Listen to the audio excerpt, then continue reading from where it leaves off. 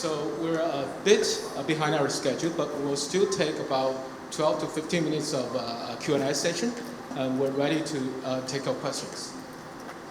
我英文不大好，就用中文了，不好意思。我想请问一下刘世锦老师，您刚刚说到我是来自阿里巴巴 ESG 团队的，我们也在推动很多的这种我们叫范围3+的减碳，我们希望更好的技术能够推动起来。然后您刚刚说到您说到的这个理念，然后说未来如果形成全国统一这样的市场的话，可能从某个省这样开始，局部的慢慢延伸成为全国。我想了解一下，就是从您在各个省的这样考察和走访看来，从碳排放管理的成熟度，从可能接受这样新的减碳理念的这种先进度来看，您觉得在哪些省份更有可能做出这样碳管理的创新？从省的维度来看，谢谢您。可能你们经常在各地跑，可能情况也比较熟悉。我是感觉到呢，这个有时候和形势有关系。你比如说，我最近听到一些说法，说是最近经济形势不太好，所以减碳的压力好像没那么大。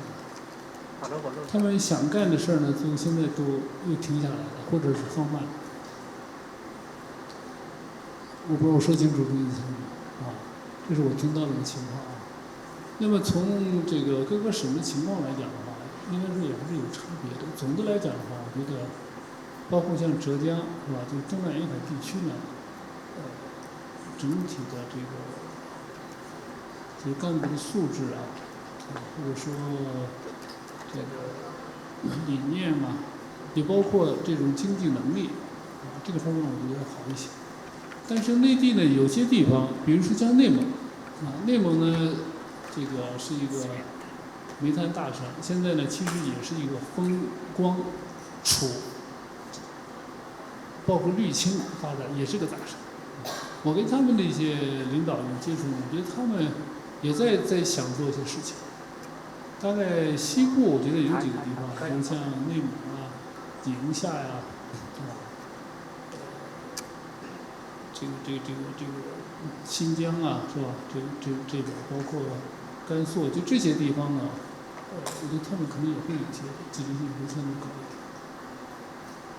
当然，我最近呢，就刚才我讲那个碳气减这个理念呢，我在跟一些地方呢正在做一些课题研究我是想第一步呢，能不能给他们做出一个核算体系，就是把刚才讲的这个增量部分的碳气减也把它能够算出来。把它放到核算体系里边去，因为我们过去呢，这个东西是不在核算体系里边，正在做这个工作我也希望呢，在这些方面能够做一些试验我觉得对一个地方来讲的话，应该也是一个机会。我大概就了解这情况，谢谢。Professor Ma.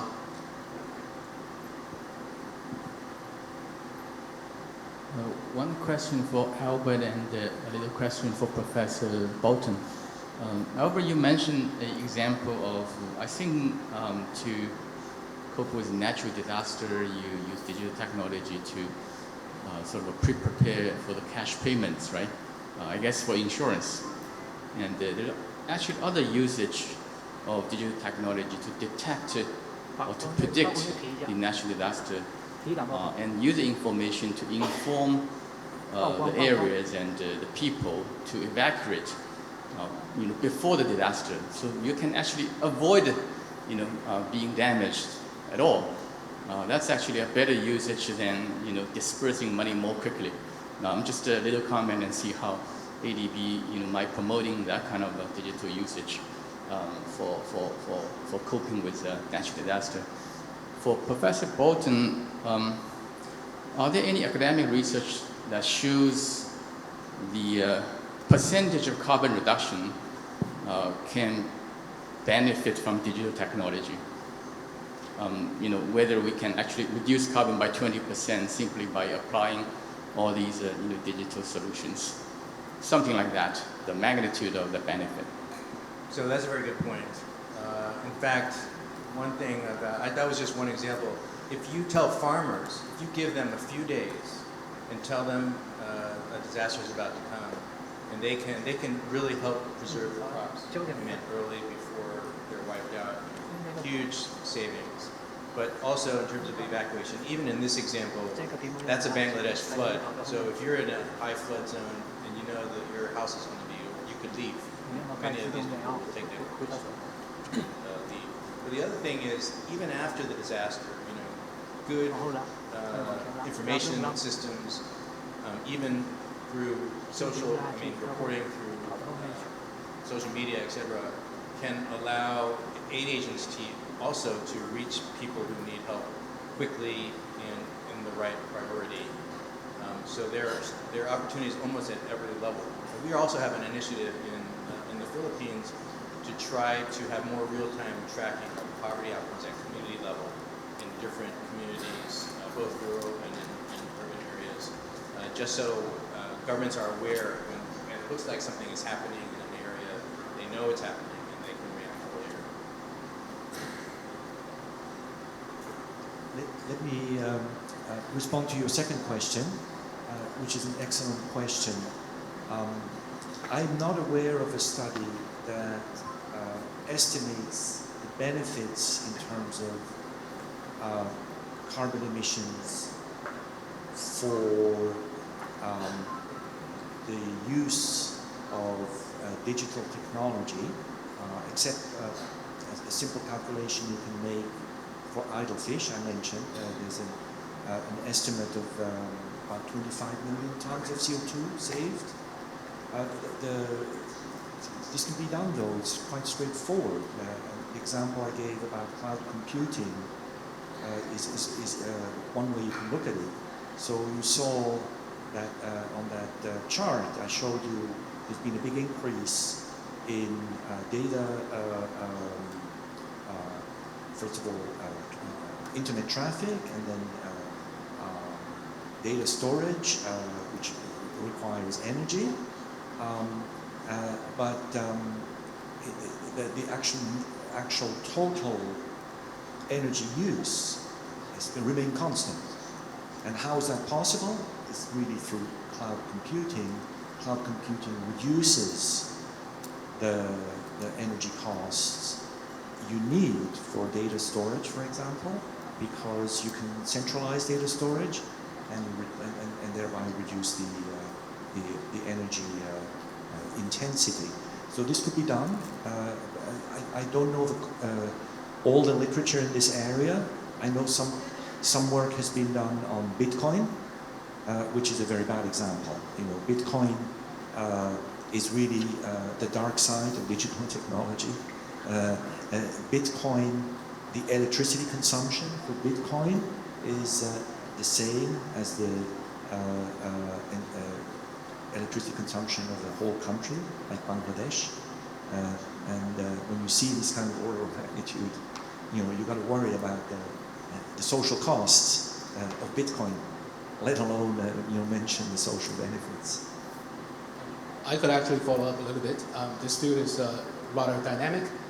Roughly 10 years ago, there was some estimation by GISAI of probably 12 gigatons of decarbonization could be achieved. But this is very dynamic because digitalization is also growing. But the estimate of this, the factor of how much it could help avoid divided by its own footprint is getting bigger and bigger, which we'll cover actually in the second part. And also follow up to Professor Park. I was doing something in Nepal, and this forecast-based insurance or forecast-based aid, it was successful at the community level. I think I work with some NGOs with WFP, practice this. What do you think about the scalability of these initiatives? Well, the great thing about digitalization is scaling up, right? If the infrastructure, the information is there and the accounts are, the other aspect which is related to scaling up is during the pandemic, a lot of countries used big data to really improve both the accuracy and timeliness of social protection payments. And just as in the West, in many developing countries, there was a huge increase in efforts to really provide relief to families being hurt by the pandemic. And it's led to also now a real awareness of the importance of social protection systems and the importance of modernizing them. And we have a few projects also at ADB exactly doing something to modernize and use all of the available information in government to find the people and then get the money to the people efficiently. Great. This reminds me of our session title, because the other half is climate resilience, and we do not really cover the pillar of adaptation as much as personally I think. We'll probably discuss more of that in the future. Three more questions here. Maybe we take from... I've got a very simple question actually, Patrick Paulson. I noticed that in the end you put a long list of everything, in a sense, that can be done. You know, sort of Christmas tree kind of situation, as they say. You know. But you didn't give us any quantitative relative importance. And I wanted to ask you about one in particular that you listed, which was the carbon absorption from the atmosphere. That I heard people who are very active on the green transition, that they are saying, you better not mention that because it gives an escape route to those who don't really want to reduce carbon. They are saying, you know, I don't care, I just carry on as before, and anyway, we've got technologies to absorb the carbon that we emit. And it's dangerous rather than contribute. Better not mention it, better assume that the technology doesn't exist. And in a way, you know, without being a physicist or engineer, I sympathize that, like, you know, I buy a ticket on British Airways to fly halfway around the globe, and it says, and now contribute $10 to offset your carbon footprint. And I think, well, you know, if I can fly 12 hours there and 12 hours back, and all it takes $10, I don't have to have any guilty feelings about flying for nothing. I'm good. Can you respond to that? Yeah, thank you, Chris. This is a very big concern many people have with carbon credits. And most companies who make commitments, net zero something, often they meet those commitments by buying credits. In very simple terms, in short terms, carbon credits are part of the response because some activities will require burning coal or other fossil fuels. Think about steel. We're very far away from green steel. Some activities will require fossil fuel. And given that you will be emitting, you will have to net it out through other means such as carbon capture, nature-based carbon capture, and that's where carbon credits come in. But carbon credits shouldn't be wasted. I think that's the big point. Now, globally, the market for carbon credits is incredibly inefficient. It's not integrated. There's many platforms, not enough verification. Often the credit is really thought of as a commodity rather than a financial claim. And the main problem with that is that if you have a carbon credit from reforestation, but the forest burns down, the entity that bought the carbon credit still gets the credit under the current system. That's clearly not right.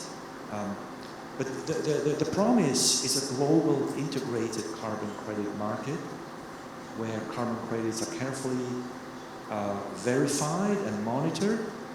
And that promise will have to come with an obligation, a greater obligation to decarbonize and to decarbonize at a faster rate. And this is where I think your concerns come in and how to respond to them. You can't just say, oh, I supply more carbon credits and not increase the demand for it, because all that happens is the price goes down and that hardly has any social benefits.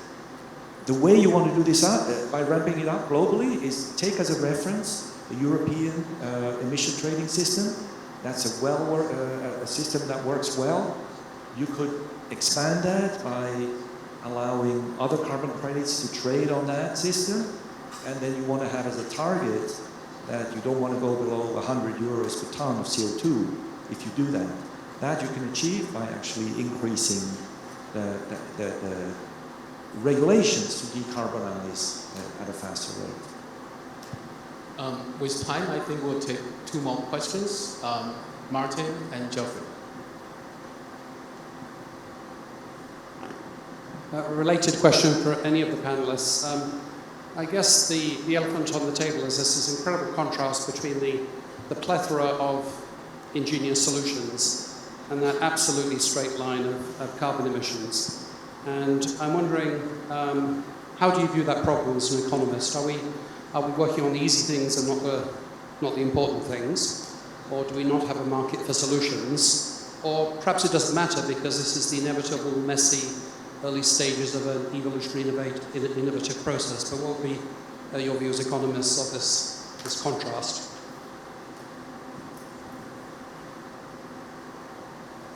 Let me, since I presented that chart, so let me take a first pass at your question. This is the main question, really, and it has a simple answer. The simple answer is that we are not going to solve the decarbonization problem just through market intervention and just through innovation. We know markets are incomplete, and we know our developing market economies that have given us higher living standards for more people around the world. They have been very bad at protecting the environment. So why should they suddenly become good? So it's not going to be just a market solution.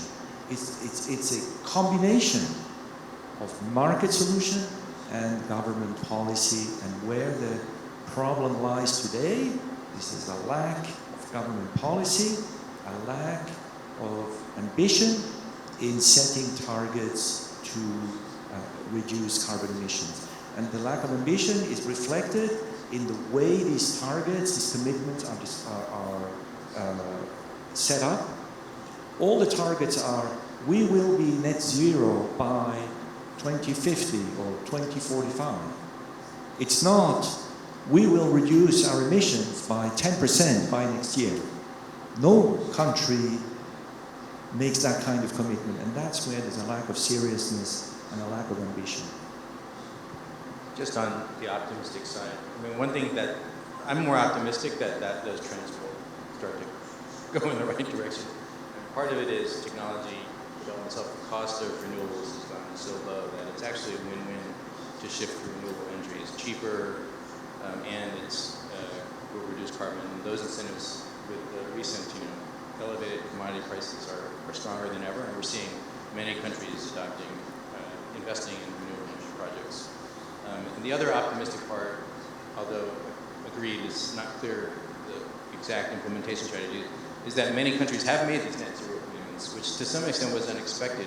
In Asia, 80% of carbon emissions are covered by countries that have made a net zero pledge. And I know some countries, especially China, where we are, they're very serious about meeting these commitments,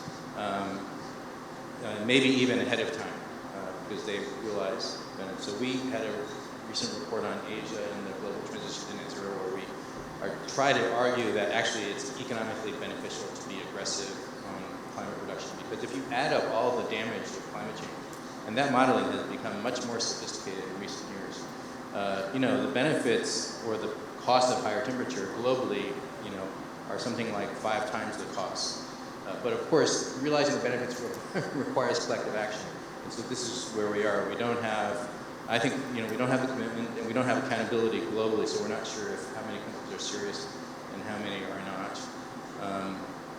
Carbon pricing has to be an important part of the solution, especially going forward. It will still take some time to get there, but it creates incentives for everybody, guides innovation, et cetera, in a way that would be very powerful, but we're also far from there. But I think, there's been a lot of progress, even in the last few years, on a lot of these fronts, where people are talking in a way that's quite different. So you can choose to be optimistic. We really don't have much choice to.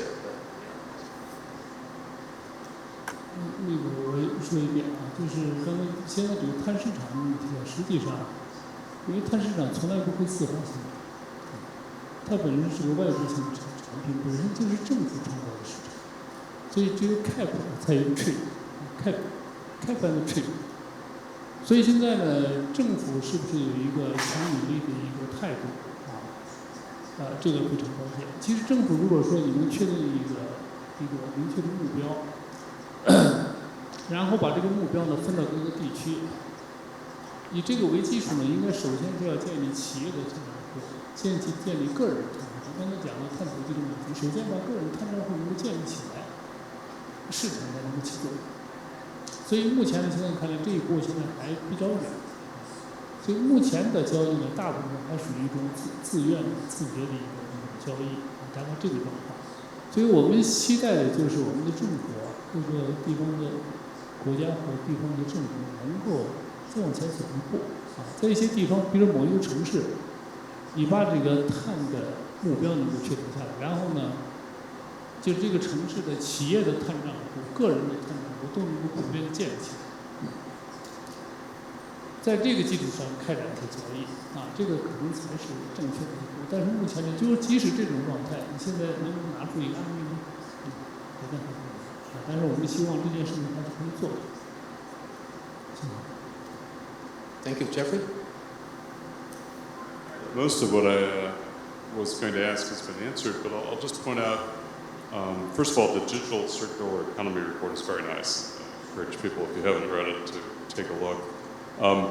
I like the way that you describe this differential willingness to pay as a starting point, and that's where setting up these platforms and markets, even in the absence of government intervention or regulation, can actually get the ball rolling. And my question was going to be, when's the transition point? Because at some point you'll have exploited all of the people who are willing to pay a meaningful amount, and then you have to move into, I think, what Professor Liu has described as sort of a more command. And maybe just think a little bit about that or comment on that transition period.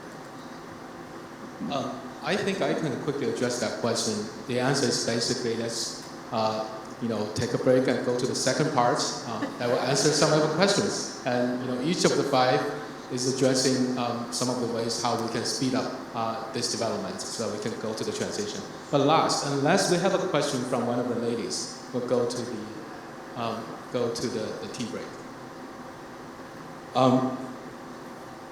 Well, if not, we are 3:26. We'll come back at 3:40 sharp, and the tea is to our left from here, as to your right. And thank you very much.